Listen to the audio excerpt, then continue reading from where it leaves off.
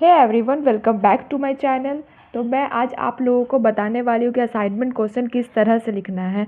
वैसे तो मैं पहले ही वीडियो बना के ये बता चुकी हूँ, पर फिर से मेरा जो असाइनमेंट क्वेश्चन है वो आ गया है, तो मैं पहला क्वेश्चन लिख चुकी हूँ। तो मैंने सोचा फिर से आप लोगों के साथ शेयर कर दूँ। बहुत सारे फिर भी क्यूरीज आए थे कि कैसे लिखना है, क्या करना है, तो मैं आप लोग को बताने वाली हूँ कि किस तरह से लिखते हैं। तो आइए स्टार्ट करते हैं। सबसे पहले आपको क्वेश्चन जो है वो लिख लेना है। तो पहले आंसर लिखने का सबसे अच्छा तरीका यही होता है कि आप क्वेश्चंस को डिवाइड कीजिए। 3 पार्ट में, 2 पार्ट में क्वेश्चन क्या पूछ रहा है उसको पूरा डील करने के लिए आपको क्वेश्चन को डिवाइड करना होगा। जैसे यहाँ पे क्वेश्चन है कि कल्याणवादी अर्थशास्त्र को परिभाषित कीजिए तथा वास्तविक अर्थशास्त्र से इसके अंतर स्पष्ट कीजिए। तो यहाँ पे हम 2-3 पार्ट में इसको तोड़ेंगे। पहले पार्ट में कल्याणवादी अर्थशास्त्र को परिभाषित करेंगे, सेकेंड वाले पार्ट में वास्तविक अर्थशास्त्र को परिभाषित करेंगे, फिर थर्ड वाले में अंतर को क्लियर कर देंगे। तो इस तरह से हमको पूरे क्वेश्चन का आंसर अच्छे से मिल जाएगा। तो इस यहाँ पे मैंने 2 पेन का यूज़ किया है। एक पेन से हेडिंग डालना है और दूसरे पेन से आंसर लिखना है। तो यहाँ पे मैंने हेडिंग दिया है कि कल्याणवादी अर्थशास्त्र की अवधारणा। इसको इस तरह से इतना सारा आधा पेज में मैंने इसको डील किया है कि वेलफेयर इकोनॉमिक्स में होता क्या, इसका कॉन्सेप्ट क्या है, इसको मैंने क्लियर किया है। उसके बाद यहाँ पे मैंने डेफिनेशन डाला है। आप भी कोई भी 2 से 3 इकोनॉमिस्ट का डेफिनेशन डाल सकते हैं। मैंने यहाँ पे 2 इकोनॉमिस्ट का डेफिनेशन डाला है। नेक्स्ट पेज में आ जाते हैं।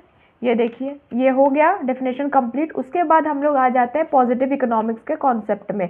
इसके बारे में इसका भी कॉन्सेप्ट मैंने दिया है। उसके बाद फिर से डेफिनेशन दिया है, 2 डेफिनेशन मैंने दिया है। उसके बाद मैंने यहाँ पे वेलफेयर और पॉजिटिव इकोनॉमिक्स के बीच जो अंतर है, क्यों अंतर किया जाता है, क्या रीज़न है करने का, किस तरह से करते हैं, इन सब बातों के बारे में थोड़ा सा लिखा है।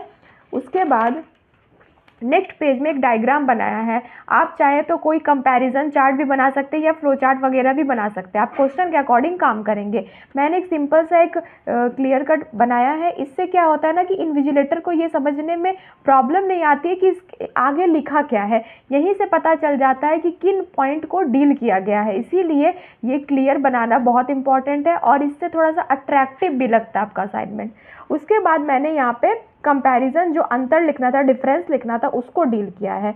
हम लोग पहले ऐसे लाइन एक खींच कर दोनों तरफ लिख के उसको डील करते थे, लेकिन वो थोड़ा सा, हम लोग पीजी के स्टूडेंट है इसीलिए उस तरह से अच्छा नहीं लगता है। पॉइंट टू पॉइंट करेंगे तो ये अच्छा भी लगेगा और समझ में भी आएगा कि आप लिखे क्या है। तो पहले लाइन में आपको जो वेलफेयर इकोनॉमिक्स है उसके बारे में लिखने के बाद उसके कंपैरिजन में जो सेकंड वाला है पॉजिटिव इकोनॉमिक्स, उसके बारे में लिखना है। इस तरह से मैंने इस पेज में पूरा 5-6 पॉइंट अच्छे से डील किया है। डील करने के बाद आप चाहे तो इससे ज़्यादा भी लिख सकते हैं, लेकिन मेरा जिसमें जितना था लिखने का मैंने उतना ही लिखा है, एक्स्ट्रा कुछ नहीं लिखते हैं।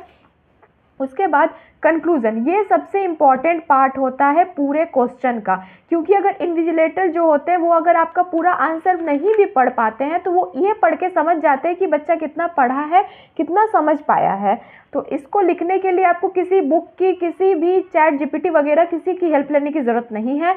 आपको ये जो क्वेश्चन आप लिखोगे तभी आपको समझ में आ जाएगा कि ये क्वेश्चन कहना क्या चाह रहा है या हम लोगों ने इससे क्या सीखा।